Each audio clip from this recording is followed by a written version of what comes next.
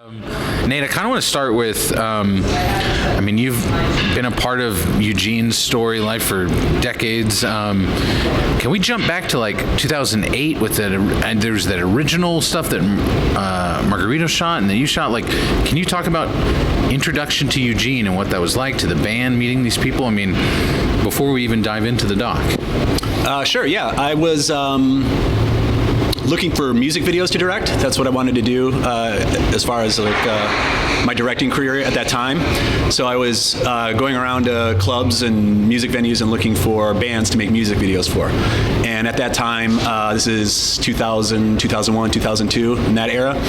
And this is, when New York was really undergoing this sort of explosion of post-punk new rock bands like the Yeah Yeah Yeahs and the Strokes and Interpol and a lot of bands. There's a lot of bands just besides those. And GOGLO BORDELLO was in that sort of like generation of bands playing around town, and they had a reputation for being the funnest and wildest and craziest live show, at least, for what I was found interesting.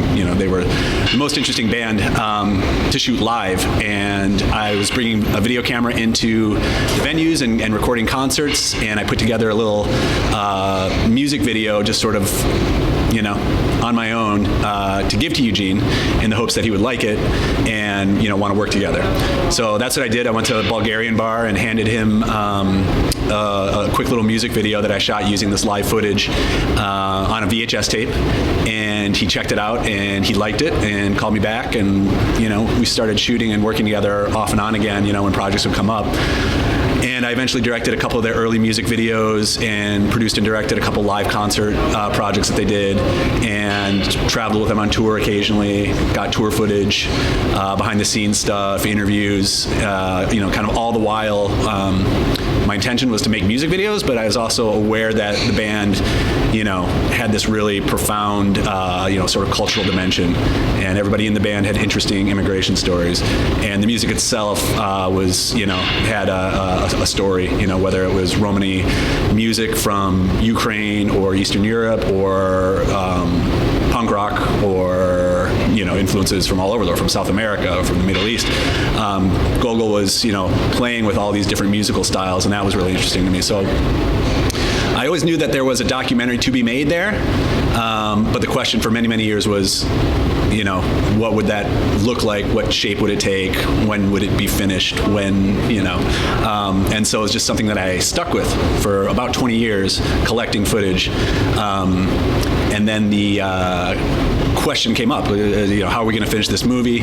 I was working for Vice Media at the time as an editor, and I pitched a very short version of the project to my boss. Her name is Beverly Chase, and she was not so interested in a short version of the story kind of framed as a news piece, but she was very interested in the overall project to make a feature-length documentary. So she saw the potential. She wanted to do it. She put together a team, in order to make it happen, and that's how I met Eric. Eric, do you mind if I want you to bridge that gap that he just put, but knowing that, your films, you've traveled all over the world, you've been to Russia, you've covered Russia I'm curious, when Beverly thought of this as a bigger project, knowing that the war would obviously put this into, I think, a speed, get this out, get this done. I'm curious, was that always the mindset, or was there something before that let's get this story out? Like, what was Vice's perspective? Well, I can't speak to what Vice's perspective was, but from my perspective, the full-scale invasion of Ukraine by Russia created increased urgency to get this out now, and increased importance to the footage that referenced Eugene's roots in Ukraine over the years that Nate had. And yeah, I think that's what put it into overdrive to get it done and to get it out. What was the relationship when you came on board as far as how to make this film? What do you feel that was brought in? Nate and I had never met each other before Bev introduced us. Our producer, Beverly Chase, introduced us and suggested that we work together. And amazingly, it was an arranged marriage made in heaven. Shotgun wedding.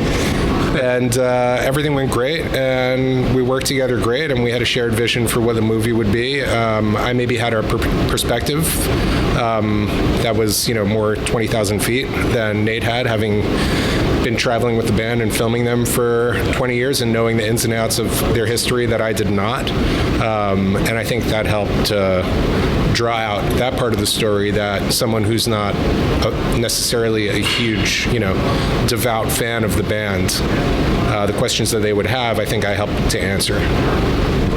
I'm curious, Nate, what were some of the things you wanted to hold on to with all the footage you had? I mean, you captured so much of the evolution of this band from all of their, albums over the years and their tours. I mean, was there particular things that you were so grateful to keep in this film?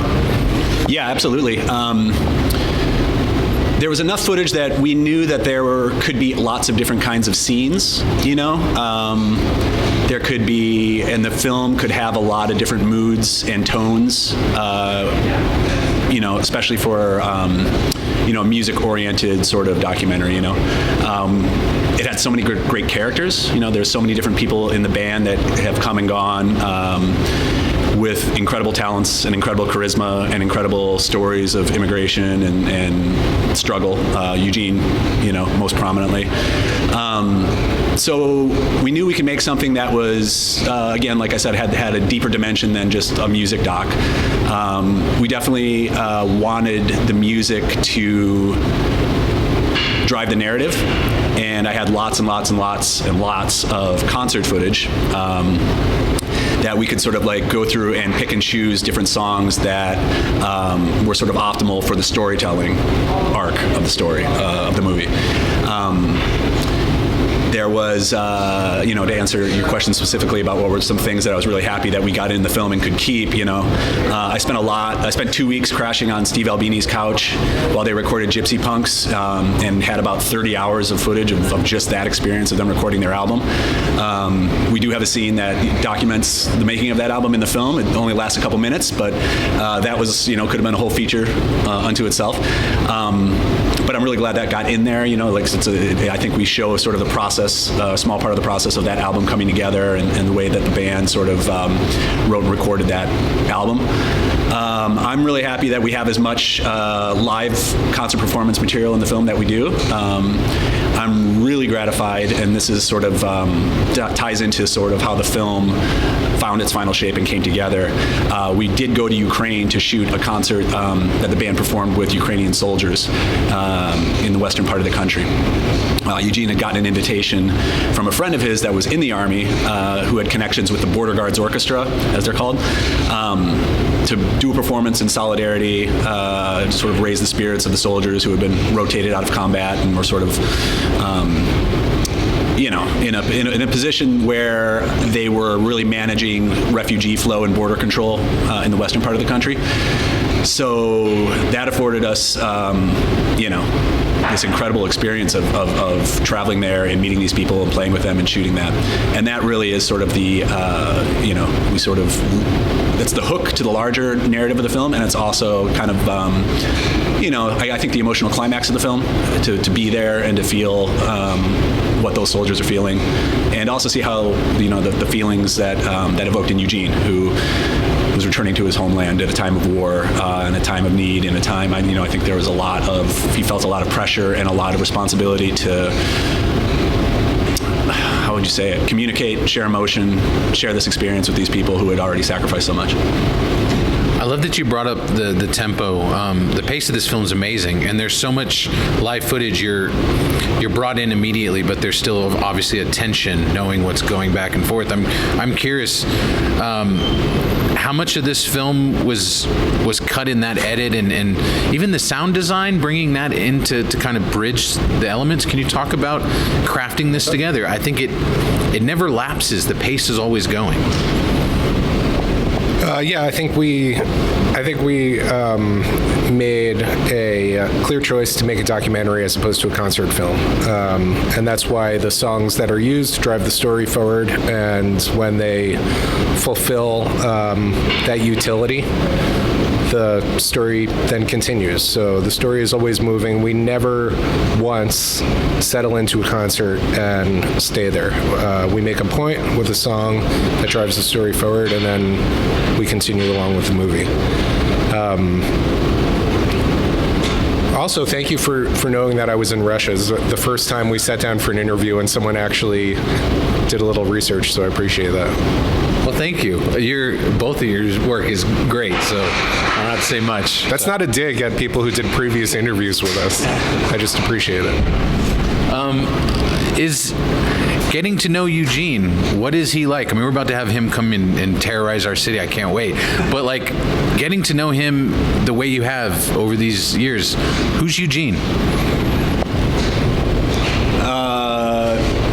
Eugene is a walking encyclopedia of musical information. He is a student.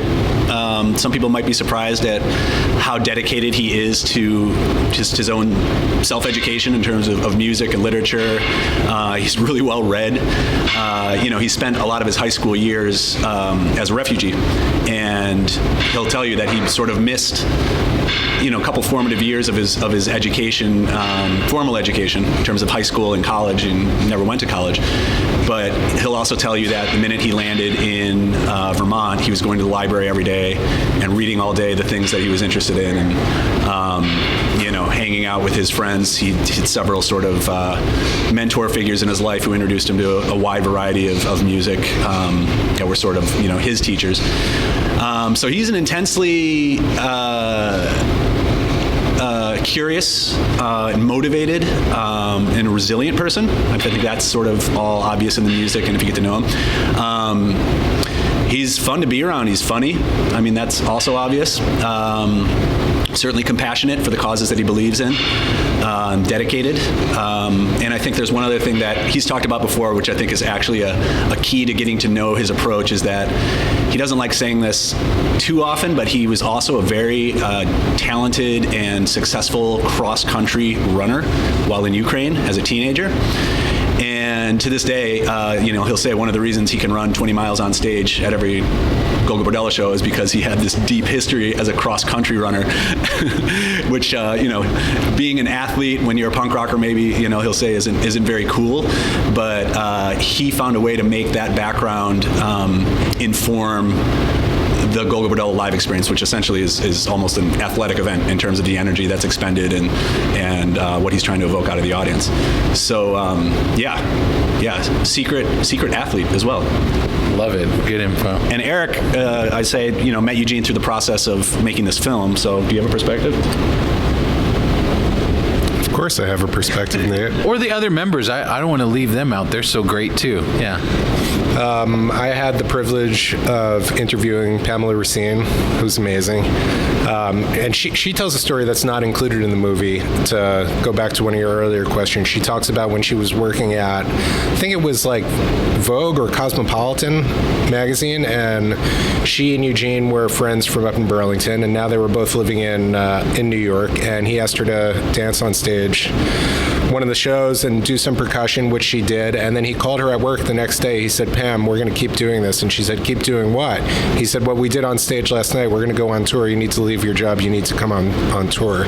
And she tells this story of sitting at her desk at work, and it was like this portal opened up in front of her, and she had to decide whether she would leap through it or not, and she describes it as one of the scariest moments in her life, and she decided to quit her job and leap through that portal, and her life was never the same after that.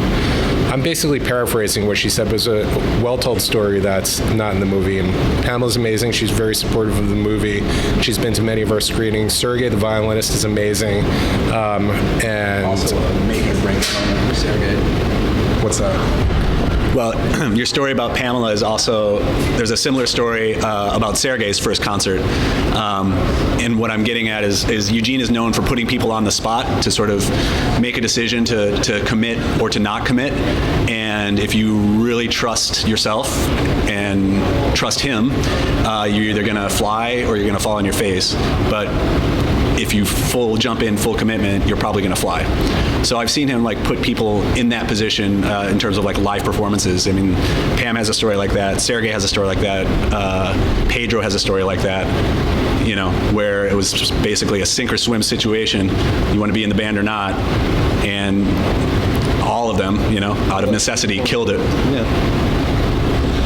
I'd love to. We're at a film festival. We love going to film festivals. Can y'all talk about Tribeca? Y'all have a history there as well. But showing that there, knowing that that's very much kind of an adopted second home for many of these folks, like New York, and then where else you've been able to go, including coming here to Minneapolis and a music fest that's going to love this. But I'm curious, Tribeca was such a great experience. Yeah, Tribeca was the perfect place for us to premiere. I mean, it really felt like a celebration of the band, but a celebration of New York as well, and that's a really, you know, GOGLO BORDELLO I don't think could have formed in any other city except New York City. And so Tribeca's ingrained into the fabric of New York. So our premiere really felt like, I think, a celebration of New York City and its immigrant culture specifically, and this idea of people from sort of all different backgrounds coming together and having a party and celebrating their commonality. And then after that, and feel free if you want to add more detail to Tribeca, but we've been able to travel all over with the film. We also screened in Ukraine at the Odessa International Film Festival, and that was very important to us. So I traveled there. I flew into Romania. The festival picked me up and brought me to Chernivtsi, Ukraine, Western Ukraine, and we went and supported the film and supported the festival and supported their resilience to keep culture alive in a time of war. And it was profoundly humbling. It was beautiful and heartbreaking. It was very tight-knit festival, but you could see the tragedy of war in people's eyes. And another thing is that Ukraine, during, ever since the full-scale invasion, has sort of been a beacon of morality. I guess that's an ethical question, if there can be morality in war, but you don't see Ukraine bombing civilian buildings in Russia. You don't see Russian children buried in rubble, torn limb from limb. You don't see indiscriminate bombing happening. It is simply an act of self-defense, and there is something to be said for that. And Tribeca happened at, a time where there was not slaughter happening in the Middle East. So this festival for me feels a lot different from that. And as a U.S. Jew, it's important for me to say, although you did not ask, that terrorism is never an excuse for terrorism, and the killing of innocent civilians is never an excuse to kill innocent civilians, and there is no morality in that. And that reaction that's currently happening in the Middle East right now as we sit here celebrating films in Minneapolis is something that we have not seen, as far as I know, Ukraine do. And they could be lobbing missiles over the border, but they're not. And I just find that interesting. Knowing your film is always going to be very much linked to this war and, like you said, a broader view of a changing world as we see it, how does that impact your film? Like, do you look at your film differently knowing that it has a voice outside of just telling this wonderful immigrant story, but it might have an impact itself in just even educating? Well, one way that I view our film differently is something that happened at the Center Film Festival last weekend, which was there was a First Nations contingent, Native Americans, as they're more commonly referred to. And it was interesting to watch the movie with an audience that contained First Nations people, because we speak a lot about immigration, and I kind of was like, wait a minute,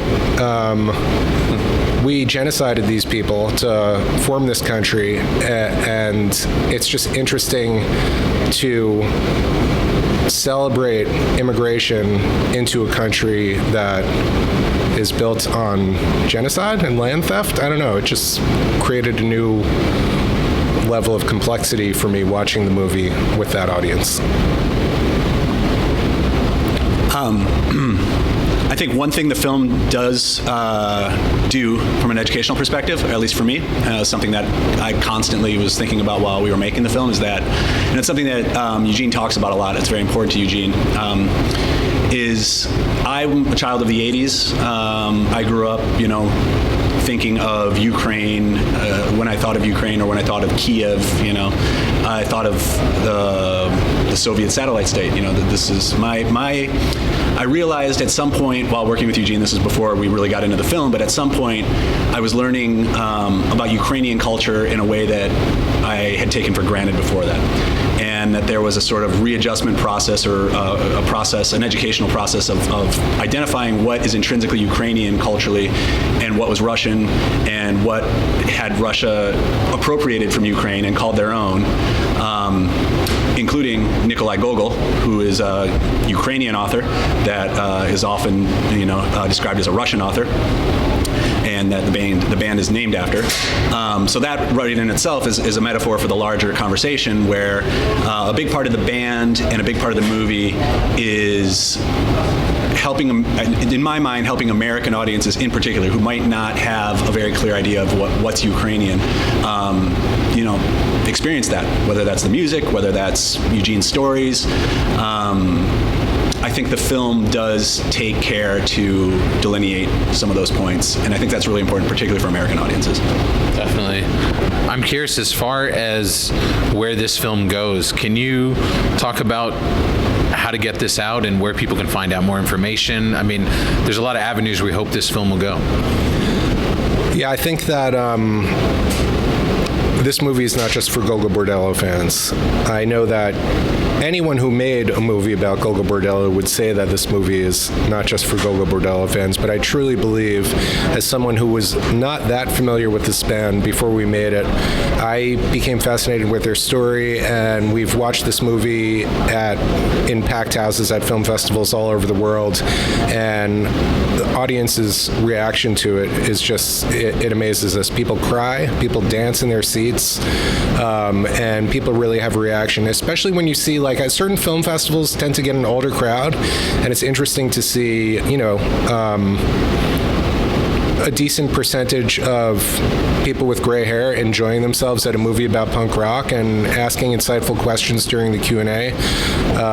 So I do think that the movie has a wide audience, and I think that anyone who loves music will love it. Anyone who has their own immigration story will love it. And I think it's just an all-around great movie, and of course GOGLO BORDELLO fans will love it. And as far as distribution is concerned, we're working on that now, and we'll let everyone know where they can see it and when they can see it, as we continue to do on our Instagram account, Scream of My Blood, at Scream of My Blood, for updates. Any last words, Nate? Yeah. Thank you. Come see the movie. We're really proud of it, and we know you're going to love it.